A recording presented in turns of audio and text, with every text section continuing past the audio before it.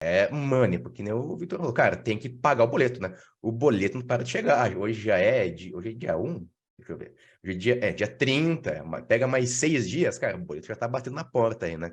E aí, uma das coisas que eu até conversei várias vezes com a galera aqui em sala de aula é sobre a parte de business, né? A gente, aqui no Brasil, principalmente, a galera pensa que, quando eu digo galera, assim, digo meio que de forma geral, é aquela coisa, se você não é humilde, você é do mal, sabe? Se você ganha dinheiro, você é do mal. A galera não gosta muito de falar sobre isso.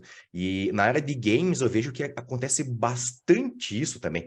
Porque muitas vezes eu vejo, sei lá, algum vídeo onde tem algum game dev falando sobre a parte de business, por exemplo. Sempre tem alguém lá que está muito na parte artística e vê o game como uma coisa que ela é, assim, eu sou, sei lá, o Kojima aqui e eu não quero mudar uma vírgula no meu jogo.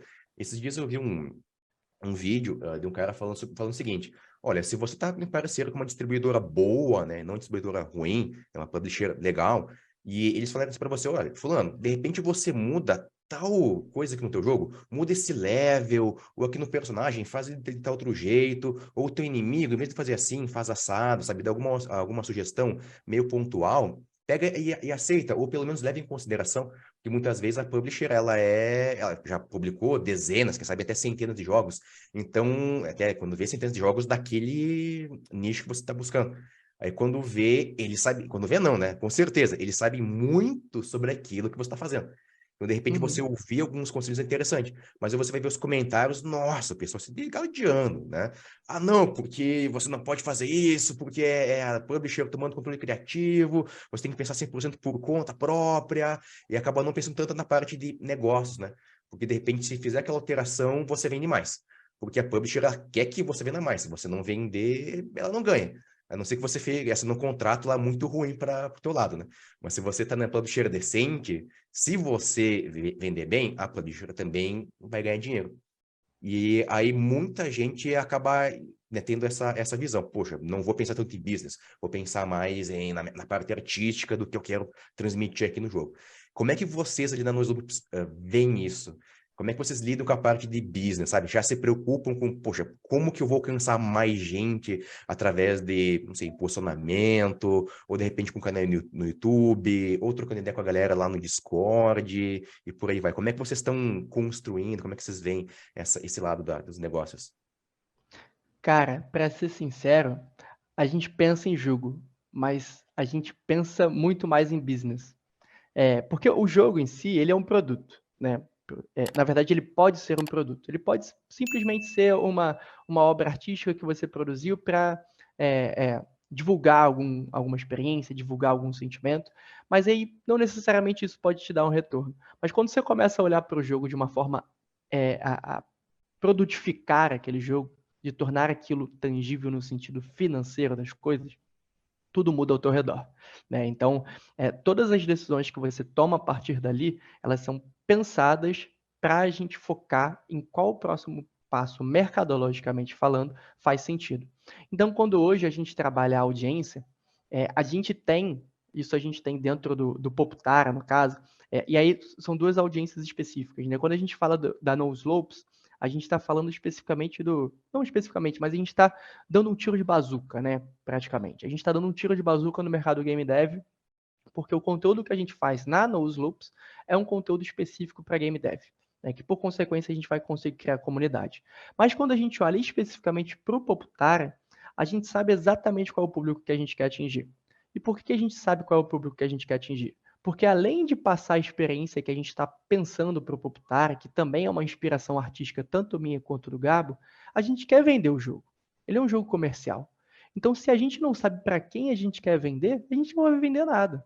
Então, óbvio, a gente está fazendo toda essa expressão artística que eu comentei, mas a gente está aplicando muitas das coisas que são mercadologicamente confiáveis. A gente não está inventando, pelo menos agora, um gênero novo.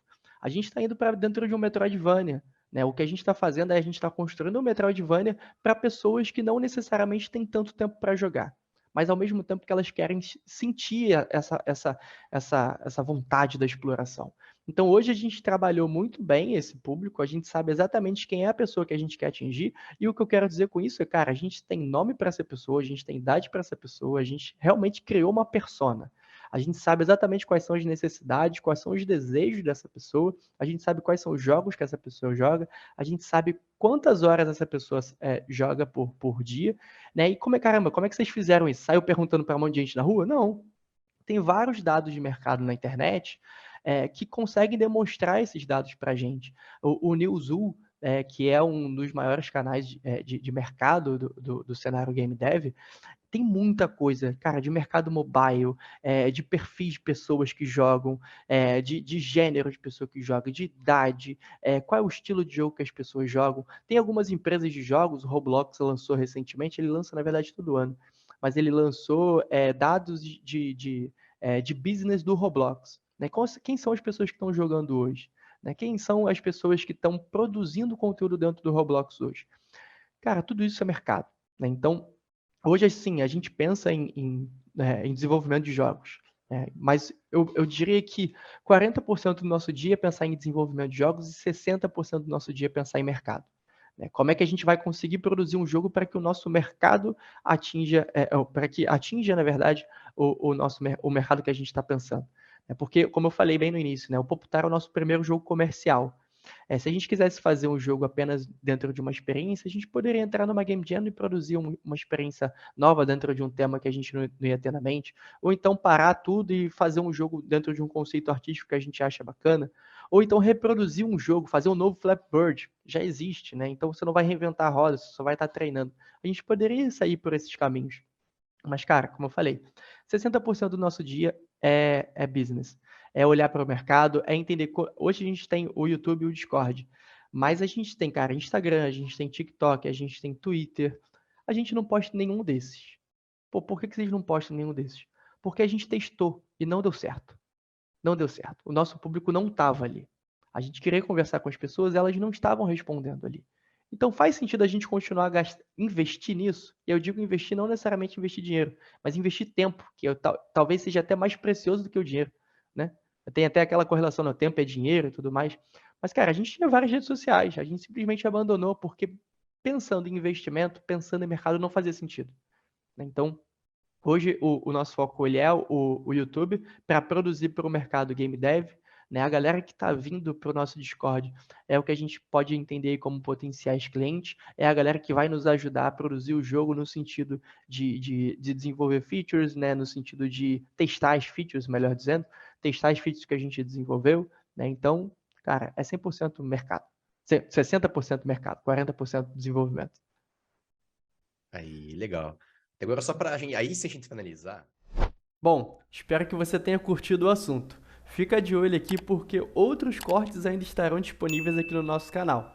E como sempre, obrigado por nos acompanhar e lembre-se, cuidado com a rampa.